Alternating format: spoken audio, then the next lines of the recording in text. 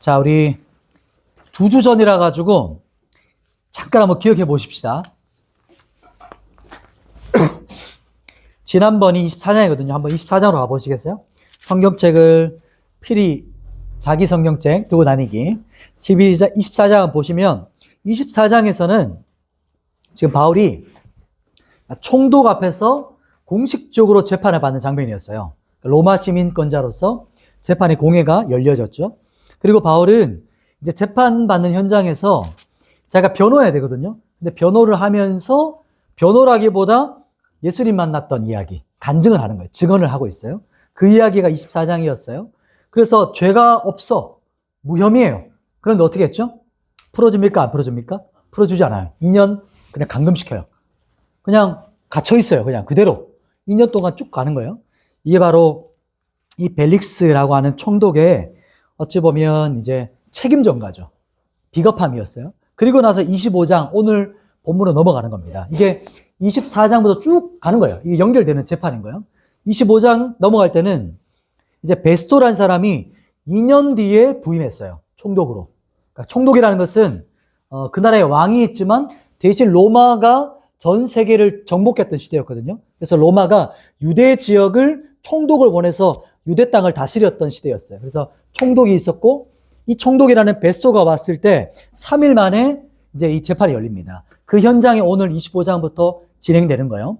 자, 이제 보시면 오늘 제목은요. 예수 매니아. 예전에 서태지 혹시 아시나요? 잘 모르시죠? 울트라 매니아 잘 모르시죠?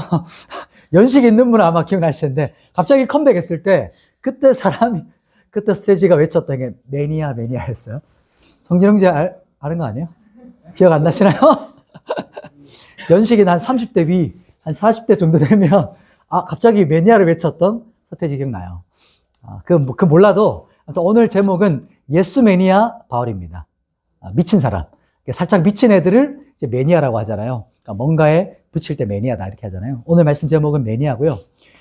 세 가지의 대지를 나눌 텐데 음모 그리고 계략이 있고 그리고 바울의 간증 두 번째 마지막 세 번째는 이제 미친놈. 매니아 바울 반응이었나요? 네, 매니아 반응 이거에 대한 부분을 나눠보도록 할게요. 자, 오늘은요 25장, 26장 두 장이기 때문에 제가 설명으로 쭉 빨리 풀어갈 거예요. 바로 이제 본론 들어가 볼게요. 자, 오늘 본문은요 새로 베스토가 부임했댔잖아요. 총독으로 로마의 총독으로 보냄 받았어요. 유대 땅에. 근데 또 똑같아요. 뭔가 좀 달랐을 것 같지만 비슷합니다. 그 전에 총독 이름이 뭐라고요? 벨릭스. 지금은 베스토. 좀 비슷해요. 벨릭스에서 베스토 넘어가는데 비슷한 결정을 해요. 어떻게 하냐면 그 이야기를 한번 풀어보겠습니다. 어떻게 하냐면요. 베스토가 부임한 지 3일 만에 예루살렘으로 인사로 가요. 인사라기보다 이제 한번 둘러보는 거죠. 사람들을 둘러보는 거죠. 유대인들에게 그 지역에 자기가 다스려야 되니까 순찰하는 겁니다. 예루살렘에 갔더니 대제사장들이 순방하러 온 이 베스토에게 뭐라고 건의하고 청원하냐면 바울 사건이 있는데 바울 재판을 한번 했으면 좋겠습니다. 대신 바울 재판할 때 바울이 지금 가이사랴라는 곳에 잡혀있거든요. 가이사랴는 왜 가이사랴에 있냐면 가이사가 뭐죠?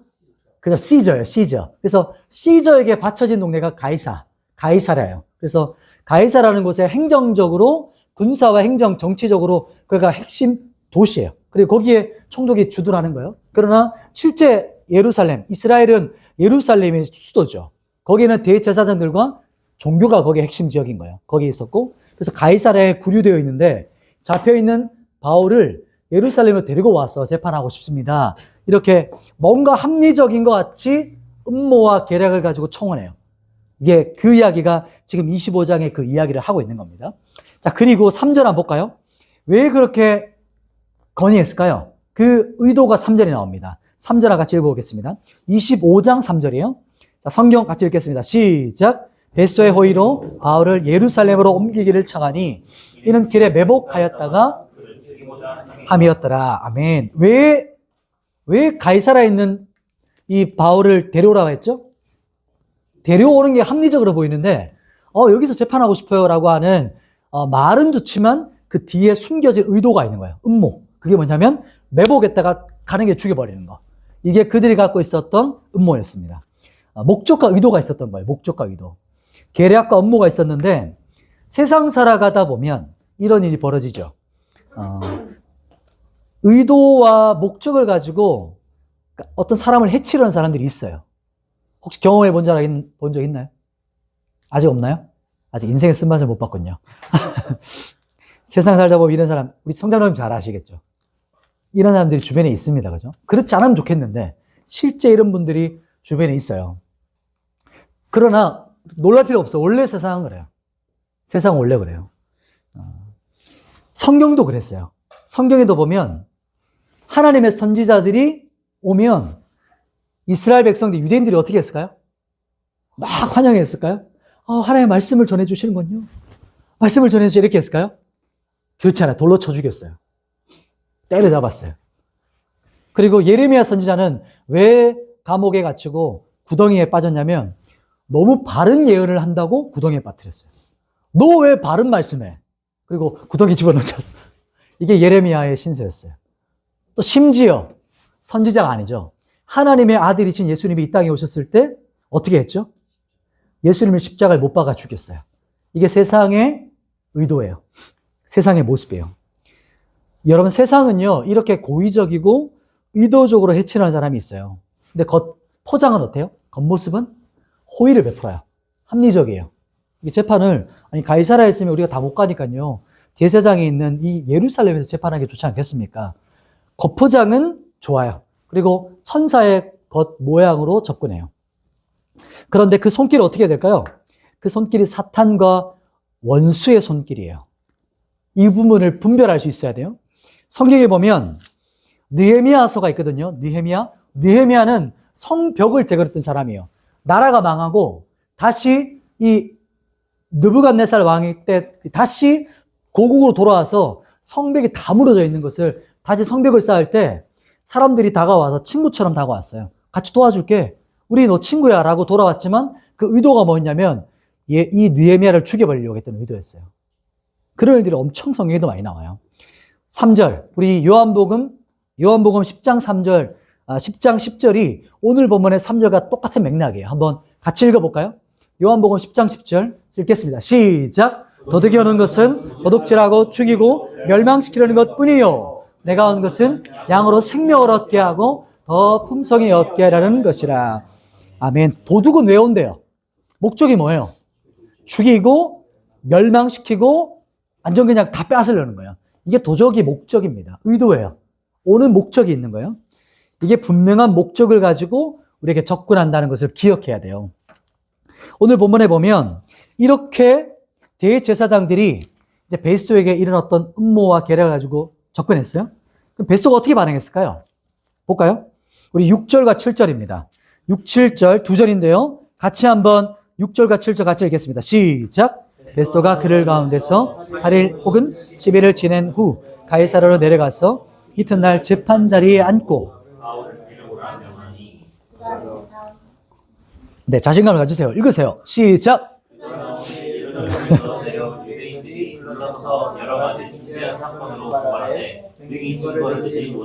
아멘. 자, 지금 갔더니 재판 자리 열었는데 고발하지만 증거가 없어. 또 무혐의해요. 똑같아요. 그냥 결말이 똑같아요. 그리고 이제 베스도가 어떻게 하냐면, 왜냐하면 로마 시민이기 때문에 로마 시민은 특권이 있어요. 제목 없이 이게 묶이지 않을 특권이 있어요. 그리고 로마 시민은 아무 무혐의로서 채찍에 맞거나 감옥에 갇히지 않을 특권이 있어요. 그렇기 때문에 지금 혐의가 없어. 방법이 없는 거예요, 베스도도. 그렇게 해서 어떻게 하냐면 베스도가 바울에게 묻습니다. 뭐라고 하냐면, 바울, 너 어떻게 하면 좋겠냐? 이 대제사장들은 너 고발해가지고 다시 예루살렘에서 재판받고 싶다는데 너 생각 어때? 라고 베스도가 바울에게 물어요. 그 이야기가 지금 진행되고 있는 겁니다. 왜 그럴까요? 왜 그렇게 물었을까요? 그 의도가 또 나옵니다. 성경에 9절 보시겠어요? 자, 9절. 그게 바로 이제 묻는 거예요. 베스도가 한번 읽어볼까요? 같이 9절. 시작. 베스도가 유대인의 마음을 얻고자 하여 바울더러 묻되 내가 예루살렘에 올라가서 이 사건에 대하여 내 앞에서 신문 받으려냐. 예루살렘 갈래? 근데 그 앞에 뭐라고 해요? 왜 그래요? 유대인의 마음을 얻고자. 벨릭스도 똑같았죠. 유대인의 마음을 얻고자. 24장 마지막 절 27절에 벨릭스가 유대인의 마음을 얻고자 바울을 구류해뒀어요. 재판 안 했어요. 그냥 묶어놨어요. 보류했어요. 똑같죠. 베스터도 유대인의 마음을 얻고자. 이게 무슨 말일까요? 이게 무슨 뜻이죠? 잘 보이고 싶다는 거예요. 내가 이제 왔는데, 총독으로 왔는데 정치적으로 좀 입지를 굳히고 싶다는 거예요.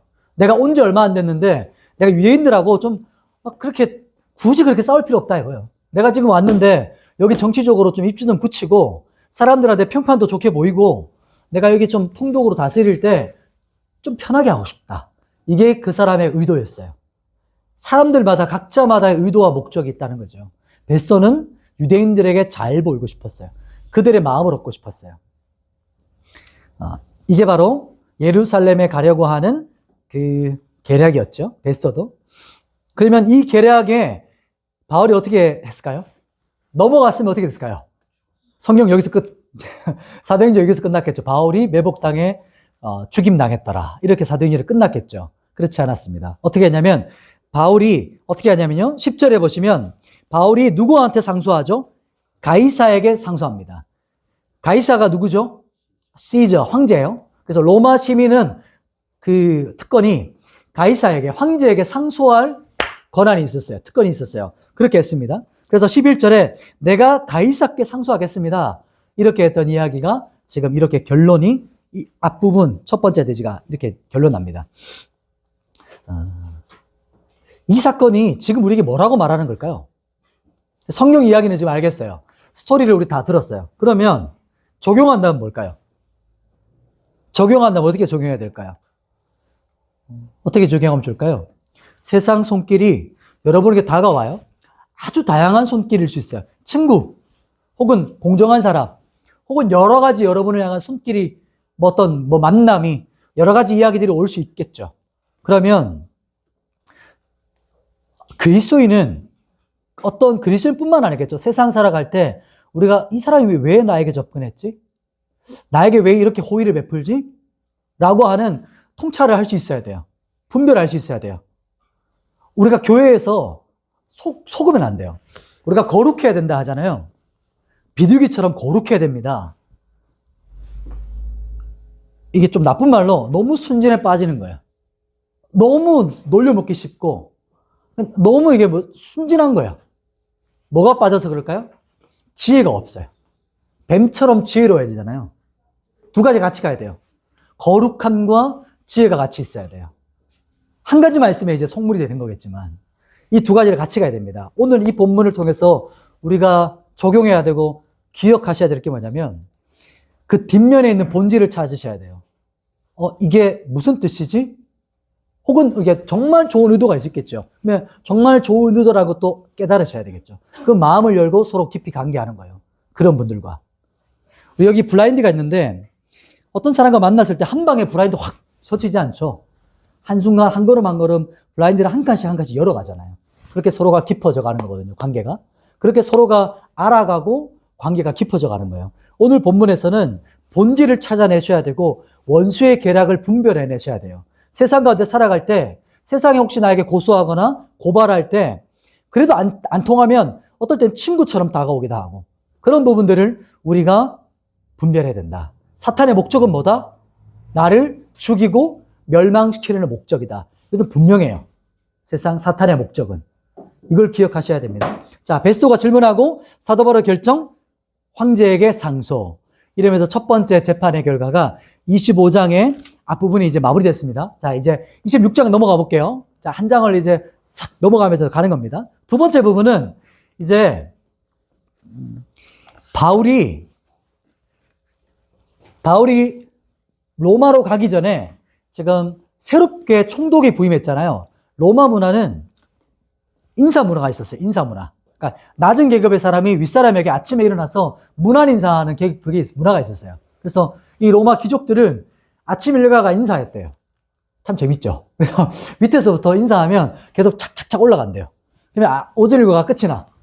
그게 일이었어요. 로마 귀족들은. 하는 일이 없으니까. 왜냐하면 70, 80%가 노예였거든요. 그러니까 그러니까 이 사람들은 이 모든 재정들을 돈을 갖고 있었으니까 그냥 인사 문화로 살아갔던 문화. 그러니까 베스토가 총독이 되고 아마 이 두 사람은 협력 관계였기 때문에 누가 높고 낮은 것은 조금 모르겠지만 정치적으로 잘 지내야 됐어요. 이 누구냐면 지금 보이는 이 사람은 이제 왕의 왕. 이게 옷부터 보이죠? 바울이 구류된 거고 이제 버니게라는 이게 좀 족보가 복잡해요. 누이거든요. 남매요. 남매인데 나중에 아내가 돼요. 이게 좀 이상하죠? 이런 어떤 족보가 이상해요. 아무튼 이 사람은 지금은 아니에요. 그리고 옆에는 이제 지금 총독이에요. 아그리빠라는 왕, 아그리빠 2세입니다. 헤롯 대왕의 손자라고 볼 수 있어요. 헤롯 대왕의 손자. 이렇게 지금 이제 청문회라는 아니지만 재판이 다시 열려요. 왜냐하면 베스토가 아그리빠 왕과의 이제 만남이 있었던 거예요. 이게 문안 인사하면서. 그러면서 바울 문제를 꺼내요. 조언을 얻습니다. 지금 바울 재판 때문에 제가 어떻게 될지 모르겠습니다. 이 사람들이 나한테 와서 상소한 게 뭐냐면 자기들 종교 이야기였어요. 유대교 종교 이야기랑 또 한 가지는 저에게 했던 말이 뭐냐면 자기들끼리 막 말하다가 죽은 사람을 살아있다고 자꾸 증언하는 거야. 이게 도대체 뭐 결론도 안 나고 어떻게 될지 모르겠습니다. 이 말을 아그리빠 왕에게 조언을 구했더니 아그리빠도 그 당대에 유명했거든요, 바울이. 그래서 그러면 그 재판을 나도 듣고 싶다. 나도 직접 듣고 싶습니다, 바울에게. 그래서 재판이 그 다음날 다시 열린 겁니다. 이 모습이 그런 유명한 그림인 거예요. 이렇게 그림으로 좀 남아있고요. 그 재판에서 이야기가 오늘 핵심 키워드 메시지입니다. 한번 그 이야기를 한번 쑥 들어가 볼게요. 자, 22절 볼까요? 25장 22절 부분이에요. 25절 넘어가고 23절 보시죠. 자, 그 이튿날 23절 보이죠? 같이 한번 읽어보십시다. 시작. 이튿날 아그리빠와 버니게가 크게 위험을 갖추고 와서 천부장들과 세중에 높은 사람들과 함께 접견 장소에 들어오고 베스토의 명으로 바울을 데려오니. 아멘. 지금 재판이 열렸어요. 이번에는 아그리빠, 베스토, 버니게 엄청나게 이 위험을 갖추고 저렇게 당시 저런 어떤 복장을 갖추고 딱 재판을 열었어요. 재판이 진행되는데 재판이 진행됨과 동시에 사도 바울에 뭐가 있었을까요, 이제? 또 사도 바울의 변호가 있는 거야. 근데 사도 바울의 주특기 뭘까요? 변호를 가장한 또 간증이 시작됩니다. 그래서 로마의 사도행전에는 바울의 간증이 왜 반복되지? 사도 바울은 언제 어디서든지 누구에든지 예수 이름을 간증했어요. 이게 참 이게 특기였어요. 이게 그 부분이 두 번째 부분이에요. 자, 한번 볼게요. 어떻게 했냐면 고소당한 것에 대한 이야기를 하면서 자기 간증을 시작해요. 뭐라고 간증을 하냐면 그 성경 부분이 엄청 좀 깁니다. 6절부터 제가 이제 이 부분을 한번 요약해서 한번 쭉 설명해 볼게요. 여러분이 한번 귀 기울여 들으면서 이 이야기가 어떻게 진행되는가 한번 보세요. 6절부터 쭉 23절까지 부분이 사도 바울이 간증하는 거예요. 간증하기 전에 그래도 중요 핵심 구절들을 같이 한번 읽어보도록 할게요. 몇 절 읽어볼 거냐면요. 우리 13절에서 15절, 13절에서 15절, 그리고 23절 같이 한번 읽어보십시다. 13절에서 15절 먼저 읽고 그 다음 23절도 읽어볼게요. 같이 읽겠습니다. 시작. 왕이여 정오가 되어 길을 서보니 하늘로부터 해보다 더 밝은 빛이 나와 내 동행들을 불러 비추는지라. 우리가 다 땅에 엎드려짐에 내가 소리를 들으니 히브리 말로 이르되 사울아 사울아 어찌하여 나를 박해하느냐. 가시체를 뒷발질하기가 내게 고생이니라. 내가 대답하되 주님 누구시니까. 주께서 이르시되 나는 네가 박해하는 예수라. 일어나 너의 발로 15절까지 하고 오케이 23절 시작. 곧 그리스도가 고난 받으실 것과 죽은 자 가운데서 먼저 다시 살아나사 이스라엘과 이방인들에게 빛을 전하시리라. 아멘이다 하니라. 아멘. 어떻게 바울이 이제 간증하냐면 제가 고소당한 이유는요, 하나님의 언약의 소망을 제가 붙잡고 있기 때문입니다. 그 소망을 믿고 있기 때문인데요. 어찌 전능하신 하나님께서 다시 죽은 사람을 살릴 수 없겠습니까? 우리가 이렇게 물어요. 이 자신이 변증해야 되는 자리에서 오히려 이 버니게와 이제 아그리빠 왕에게 이 베스토에게 오히려 물어요. 어떻게 전능하신 하나님께서 죽은 자를 살리지 못하시겠습니까? 믿으시죠? 이제 간증 집회를 하는 거예요.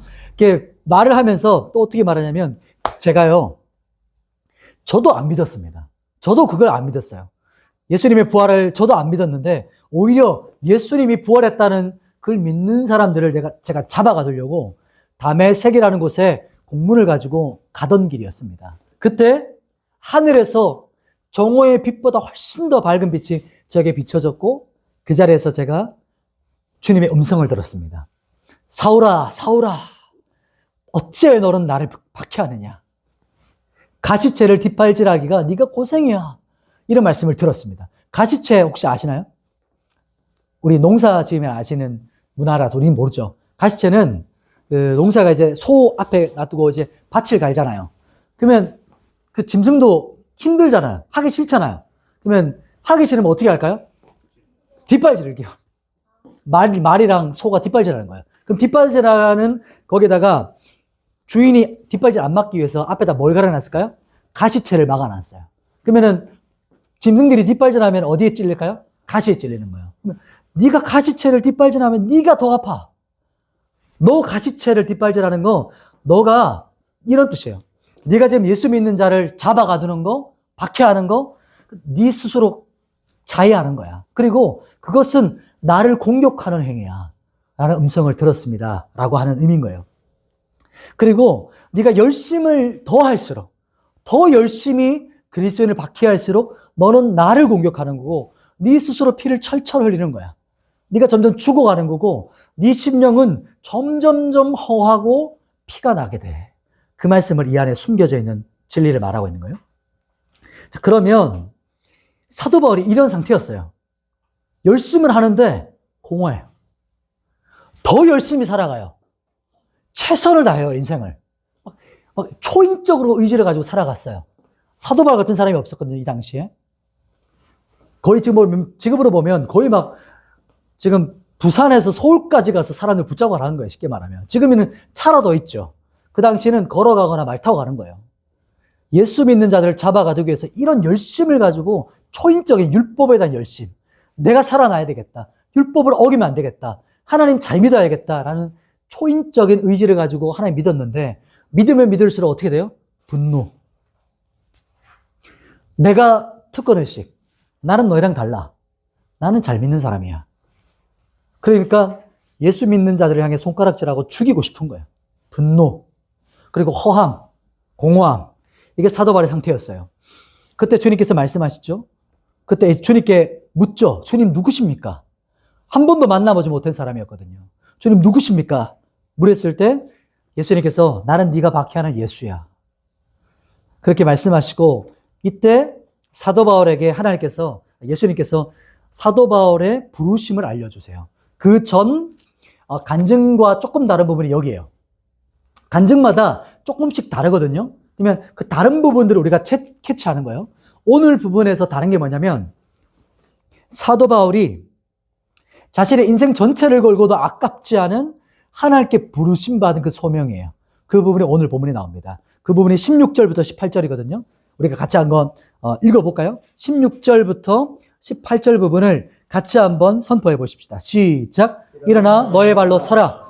내가 내게 나타난 것은 곧 내가 나를 본 일과 장차 내가 내게 나타난 일에 너로 종과 증인을 삼으려 함이니 이스라엘과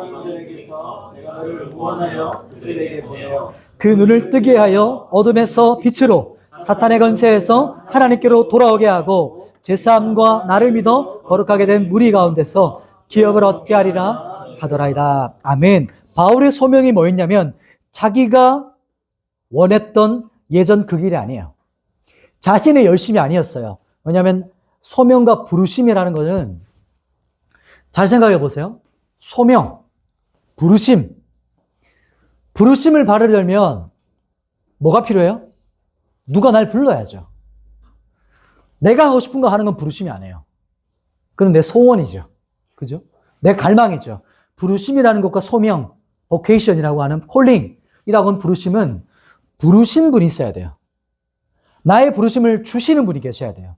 그게 사도 바울이 부름받은 거였어요. 그래서 내 스스로 결정하는 것이 아니고 부르신 이가 나에게 주는 것. 그게 소명입니다. 그것이 바로 너의 부르심, 너 그거 아니야. 예수 믿는 자 죽이는 거 그거 아니야. 뭐냐면 너는 나의 종이야. 나의 증인이 너의 부르심이야. 이렇게 말씀하시고 그 증인이 뭐냐면 네가 이스라엘과 온 이방인들에게 나의 빛을 선포할 사람이야. 이 빛은 뭐냐면 어둠에서 이제 빛으로 돌아오게 하는 거. 사탄의 묶임에 있었던 사람들을 거기서 빛의 나라로, 죽음 가운데 있던 사람들을 생명으로 이끌 수 있도록 내가 너를 불렀어. 넌 그 역할이야. 너 인생은 거기에 걸어. 너 평생의 생명보다 더욱더 네 가치는 너의 증인의 가치야. 이렇게 하나님께서 주시거든요. 이게 인생에 있어서 사도 바울에게 인생이 가장 큰 충격이었던 거예요. 인생 일대에. 그래서 완전히 방향이 훅 바뀌는 거예요. 이때 사도 바울이 자신의 원했던 인생을 질주하다가 이 딱 만남과 함께 동시에 유턴이 일어난 거예요. 그래서 정반대의 길로 달려간 거죠. 이게 회심이라고 해요. 이게 회개라고 하는 거예요. 돌아서는 거. 하나님께로 돌아서는 걸 말하는 거예요. 그래서 우리가 예수 믿는다고 할 때 내가 가는 길에 하나님께서 꽃길을 열어주시고 잘 가도록 도와주는 게 거듭나는 게 아니에요. 예수 믿는 게 아니에요. 내가 가고 싶었던 길에서 완전히 하나님께서 다른 길을 제시하실 수 있겠지만 그 길로 가는 게 진짜 부르심이라는 거예요. 오늘 본문에서 말씀할 때요. 그래서 사도 바울이 그때부터 눈이 열리는 거예요. 진짜 눈이 열린 거예요, 이제. 율법에 묶여있던 자가 이제 예수의 빛 때문에 자신의 인생을 뭘 위해 살아가야 될지를 깨닫게 됐어요. 인생의 가치를 알게 됐어요. 인생의 의미를 알게 됐어요. 이게 모든 청년들에게 있었으면 좋겠어요. 여러분 인생 가운데 내가 왜 태어났지? 난 뭘 위해 살아가야 되지? 인생의 의미 찾아가세요. 발견하셔야 돼요. 그 길을 찾아가셔야 돼요. 숨바꼭질이에요. 보물찾기예요. 찾고자 하는 자가 찾을 것이요 두드리는 이에게 열릴 것이에요.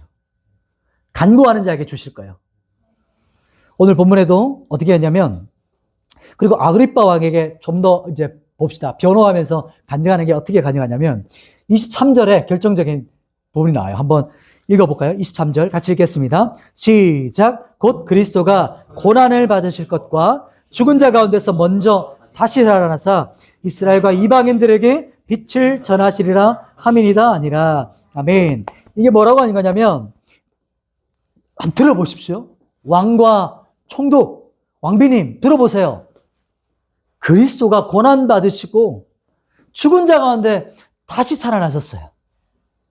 다시 한번 들어보세요. 복음을 선포하는 거예요. 지금 이런 대화 중에 갑자기 이제 이야기가 진행되거든요. 그 현장에 있다 생각해 보세요. 사도 바울이 얼마나 열정적으로 했겠어요. 자기 살아있는 그냥 경험한 거거든요. 예수께서 부활하셨습니다. 그리고 그분이 지금 이스라엘뿐만 아니고요. 이방인 모두에게 빛의 소식을 전하라고 하셨고 그 복음이 제가 지금 전하고 있었어요. 라고 하는 지금 막 복음을 간증하는 중에 24절이에요. 이 지금 말하는 중에 베스도가 뭐라고 반응하냐면 제가 한번 읽어드릴게요. 바울아, 네가 미쳤구나. 이렇게 반응하는 거예요. 지금 재판 현장이잖아요. 재판 현장에서 갑자기 막 바울이 혼자 흥분한 거예요. 막 간증하다가. 그래서 들어보십시오. 예수님 부활하셨습니다. 온 열방의 빛의 소식이고 복음이에요. 라고 하니까 베스도가 너 미쳤냐? 너 지금 뭐 하냐, 너? 이렇게 반응한 거라는 거죠. 왜냐하면 성경은 지금 이제 우리나라 구어체로 하기가 좀 그렇잖아요. 이게 성경이라는 말 자체가 좀 문어체니까 바울아, 네가 미쳤구나. 이렇게 말하지만 그런 뉘앙스가 아닌 거예요, 지금. 너 미쳤냐? 이렇게 말하는 거죠. 그리고 조금 더 해석한다면 이런 거예요. 야, 니 진짜 내가 깜빡하면 넘어갈 뻔했다. 이렇게 말한 거예요, 베스도가. 하마터면 내가 그리스도인 될 뻔했어. 이렇게 말한 거야. 하마터면 믿을 뻔. 요즘 애들 이제 짧게 쓰는 것처럼. 깜짝 큰일 날 뻔. 이렇게 하는 거예요. 베스도와 아그리빠가. 네가 미쳤구나. 네 진짜 맛이 갔구나, 너. 너 완전 미친놈이네. 이렇게 베스도가 이제 사도 바울에게 말하고 있는 겁니다. 그분이 26장 지금 쭉 넘어간 거예요. 26장 25절, 27절에 보시면 사도 바울이 너 미쳤냐? 라는 말 듣고 어떻게 대답하냐면 26절, 25절, 27절까지거든요. 한번 같이 읽어볼까요? 사도 바울의 대답입니다. 26장 25에서 27절 시작. 바울이 이르되 베스도가 가요. 내가 미친 것이 아니요. 참되고 온전한 말을 하나이다. 성께서는 이 일을 아시고 내가 왕께 당장에 말하니 이 일에 하나라도 아시지 못함이 없는 줄 믿나이다. 이 일은 한쪽 구성에서 하는 것이 아니요. 아그리파 왕이여 이 사람을 믿으시나이까? 믿으시는 줄 아나이다. 네. 보이시죠? 저 혼자 팔 벌리고 난리 났어요. 이래 그림으로 표현했어요. 이렇게 복음을 선포하니까 미쳤어? 사도 바울이 뭐라고 하죠? 아니요, 저 절대 안 미쳤어요. 저 지극히 정상이에요. 저 정말 정상이고요. 제가 이렇게 묶인 거 외에는 여기 앉아있는, 왜냐면은 지금 왕뿐만 아니고 배심원들이 쫙 앉아있는 거예요, 지금. 높은 사람들이. 저 이렇게 묶인 거 말고는 여기 있는 모두가 다 저 같았으면 좋겠어요. 이게 사도 바울의 대답이었어요. 제가 진짜 온전한 말을 하는 거거든요. 이렇게 미친 사람은 자기가 미쳤다 말 안 하죠. 그랬더니 사람들이 어떻게 생각했을까요? 아그리파 왕이랑 베스토가 어떻게 생각했을까요? 진짜 미친놈이구나. 완전 싹 미쳤구나. 이렇게 생각했을 거예요. 너 미쳤구나. 지금 너 전도하니? 여기서? 너 지금 뭐하니 여기서? 아그리파 왕이 말하는 거예요. 그게 28절 부분부터 30절, 31절 넘어가는 부분이 그거예요. 한번 눈으로 보시겠어요? 야, 네가 적은 말로 나를 권하니? 그래서 뭐가 되게 하려고 한다고? 그리스도인 되게 하려고 한다 이 말이에요. 야, 너 지금 내가 믿으란 말이야 지금. 야, 너 나한테 전도하니? 그랬더니 바울이 저뿐만 아니라 왕뿐만 아니라 다 예수 믿었으면 좋겠어요. 사도 바울의 모습. 누가 봐도 미친놈. 삭 미친놈. 농구 좋아하는 분은 그거 알죠? 커친놈 들어보셨나요? 모르시나요? 커리 모르시죠? 커리를 그렇게 이렇게 스테판 커리 이제 넘어갈게요. 나중에 보세요. 완전히 3점 슛의 이 개념을 박살냈어요. 어디든지 던질 수 있는, 막 던지는. 근데 다 들어가. 미친놈. 완전 그런 어떤 개념이거든요. 재판장 앞에서도 그가 말하고자 하는 것은 오직 예수 그리스도예요. 사람이 어떤 사람인가 우리가 알아보려면 여러분 생각해 보세요. 그 사람 말하는 게 뭔지 들어보면 돼요. 그 사람하고 대화할 때 앉아서 계속 하는 말이 뭐냐는 거예요. 주제가 뭐냐. 어떤 상황과 환경과 어떤 걸 다 뛰어넘어서 그 사람이 계속해서 반복해서 하는 주제가 뭐냐. 그거에 미쳐 있는 거예요, 사람은. 그리고 이런 말도 들었어요. 서울대 생각, 이게 좀 비하하는 건 아니지만 그런 이야기를 들었어요. 서울대를 졸업한 사람은 대화의 10분이 지나기 전에 자신이 서울대를 졸업한 것을 어떻게든지 알린다. 그러니까 이 어떤 뉘앙스 느낌이 오죠. 사도 바울은 어땠을까요? 사도 바울은 10분이 지나기 전에 어떻게든 예수님을 증거한다. 완전 미쳐있는 사람. 세상은요, 세상 사람들은 다들 어딘가에 미쳐 살아가요. 여러분은 어디에 미쳤나요? 게임에 미쳤든지, 주식에 미쳤든지, 돈에 미쳤든지, 연애에 미쳤든지, 남자, 여자, 연예인, 또 뭐가 있을까요? 운동, 그리고 축구, 또 뭐 있었죠? 술, 취미, 도박도 있죠. 지금 안 나온 거 보니까 대보세요. 자, 각자마다에 꽂혀 있는 게 있어요. 요즘에는 술 정도가 아니죠. 마약이죠. 마약에 미쳐 있거나 어딘가에 미쳐 있는 세상을 살아갑니다. 또 이 시대는 도파민, 이 도파민에 어떻게 중독되어 있는 시대. 이게 지금 이 시대예요.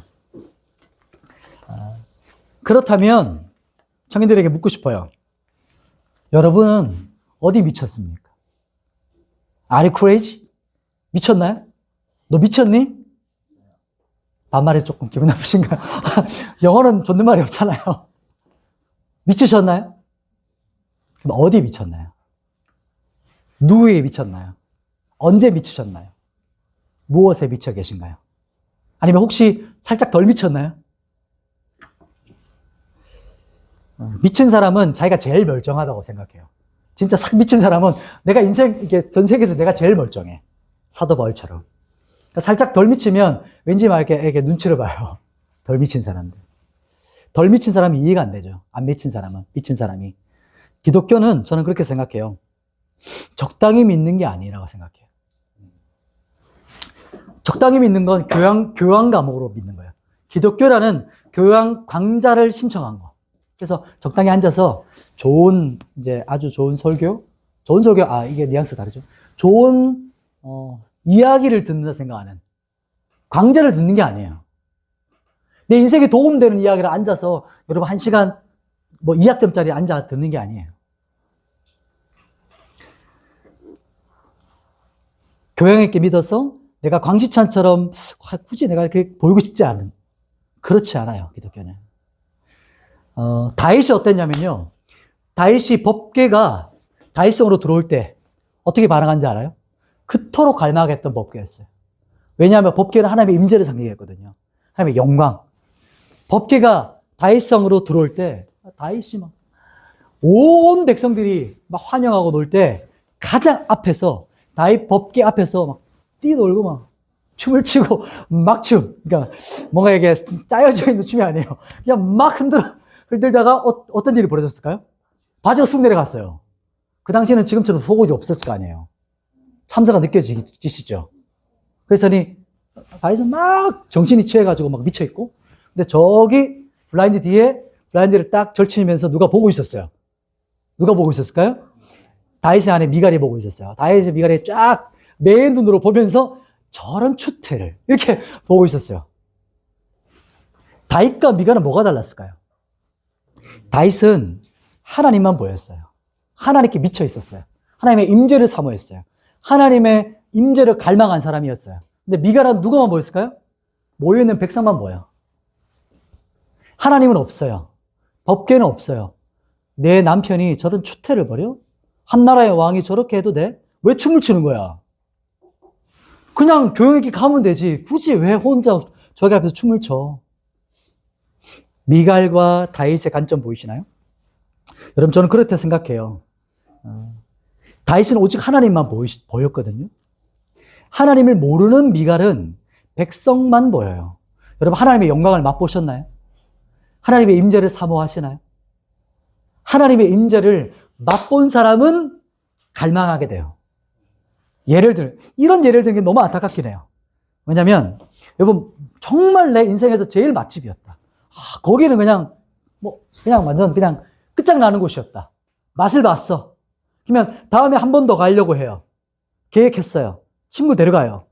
가는 길에 이미 그 사람 뭐 하고 있어요? 이미 마음 안에 기대가 일어났어요. 이미 침샘이 자극됐어. 이미 딱 문을 열면서 확 냄새가 들어온과 동시에 침샘이 쫙 나와요. 왜 그렇죠? 이미 맛본 사람이기 때문이에요. 음식을 맛보았기 때문이에요. 하나님의 영광과 임재도 맛본 사람이 갈망하게 돼요. 여러분, 이것을 맡으셔야 돼요. 맛보셔야 돼요. 설명할 수 없잖아요. 우리 청년들도 하나님의 임재와 영광을 그렇게 하셔야 돼요. 예배 자리에 나오실 때 이 뜻이에요. 예배 자리에 나오실 때 설렘이 있으신가요? 반대로, 여러분 맛집 갈 때 설렘이 있으신가요? 둘 중에 뭐가 더 설레시나요? 맛집 갈 때 설렘이 예배 자리에 나오는 설렘을 이기면 안 돼요. 반대가 돼야죠. 하나님의 임재를 갈망하는 그 소망, 하나님의 임재와 영광을 맛보고자 하는 갈망과 설렘이 맛집 가는 것보다 훨씬 더 덮어버려야죠. 그래서 내 친구가 가자 속초. 아니야, 난 예배 와야 돼. 그걸 능히 그냥 떨쳐버리고. 뉘앙스 이해되시죠? 그게 바로 매니아입니다. 미친 사람. 예수께 미쳐가는 거. 여러분, 하나님께 미쳐가고 있나요? 미쳤나요? 덜 미쳤나요? 완전히 미치시기를 축복해요. 미치지 않으면 기독교 믿기 쉽지 않습니다. 그래서 너 보면, 야, 진짜 너 미친놈 같다. 야, 너 살짝 맛이 간 것 같아. 이런 말을 들으시기를 축복해요. 왜냐하면 여러분이 미치기를 축복해요. 제대로 미쳐야 세상 갈 때 내가 온전하다 생각해요. 덜 미치면 눈치 봐요. 괜히 이것도 눈치, 저것도 눈치. 근데 제대로 미친 사람은 내가 지금 제대로 살아가고 있구나라는 확신을 가지고 살게 돼 있어요. 오늘 사도 바울의 모습을 보면서 여러분이 그렇게 예수 매니아로 살아가기를 소망합니다. 우리 마지막 말씀 정리할게요. 조금 딴 데로 이야기를 썰을 좀 풀었는데 말씀을 한번 정리하면서 가보십시다. 뭐냐면 유대인들은 또 고소하죠. 세상 방식이 원래 그랬어요. 놀랄 필요 없어요. 이제 우리 여러분 여기 있는 20년, 30년 이렇게 살아가는데 점점 세상 살아갈 때는 분별하셔야 돼요. 판단하셔야 돼요. 나이브하게 살아가면 안 돼요. 순진에 빠졌다 이런 얘기 들으시면 안 되는 거예요. 참 거룩한데 지혜가 있어. 이런 말 들으셔야 돼요. 우리랑 다른데 통찰력 있는 애 같아. 뭔가 깊은 애야. 라는 말 들으셔야 돼요. 그렇게 사셔야 돼요. 세상 가운데 살아가면서 유대인과 총독, 베니게, 베스도 둘 다 음모와 계략이 있었어요. 파악하셔야 돼요. 그리고 하나님의 음성을 듣고 걸어가셔야 됩니다. 두 번째가 뭐였냐면 두 번째가 아그리빠와 버니게 앞에 재판선생에 서서 바울의 특기 뭐냐면 간증, 예수 그리스도 복음을 선포해요. 또 그 사람에게 맞추어 또 복음을 선포하는 거예요. 그 상황과 환경에 따라서 선포하고 그리고 듣는 말 뭐죠? 제일 중요했던 거 너 미친놈이냐? 너 미쳤어? 아니요, 저 진짜 멀쩡해요. 근데 진짜 미쳐 있는 거죠. 진짜 미쳤기 때문에 저만큼 멀쩡한 사람이 있을까요? 저처럼 미쳤으면 좋겠어요, 여러분. 미치세요. 초대합니다. 이렇게 사도 바울이 외친 게 재판장에서의 모습이었어요. 이게 바로 우리가 적용할 부분인 거예요. 여러분 세상 가운데 어떻게 살아가시나요? 예수께 안 미치면 어딘가에 미쳐 살아가고 있다는 걸 알 수 있어요. 세상 사람들은 공허하고 힘들고 또 우리 믿는 자들도 그래요. 제대로 미치지 않으면 제대로 우리가 채워지지 않으면 다른 것으로 채워져가게 만들어져 있어요. 사람이라는 존재가. 근데 세상에 있는 것으로는 채울 수 없는 게 사람이에요. 왜냐하면 가치가 엄청나기 때문에. 세상의 물질의 가치로는 사람의 비어있는 심령을 채울 수 없어요. 가치 차이가 엄청나. 우리는 영원한 가치로만 우리의 마음을 채울 수가 있어요. 그렇게 창조되었어요. 그렇게 존귀한 존재가 여러분이에요. 그게 하나님의 영광과 임재, 영원한 가치가 우리를 채울 때 우리가 진짜 만족하는 인생을 살아가게 돼요. 그게 기쁨의 근원이에요. 오늘 말씀을 통해서 여러분 어떻게 마음에 갈망이 생기셨나요? 여러분 어디에 목마르신가요? 그게 여러분이 미친 겁니다. 여러분이 꽂혀 있는 거예요. 같이 한번 기도하며 나가실 텐데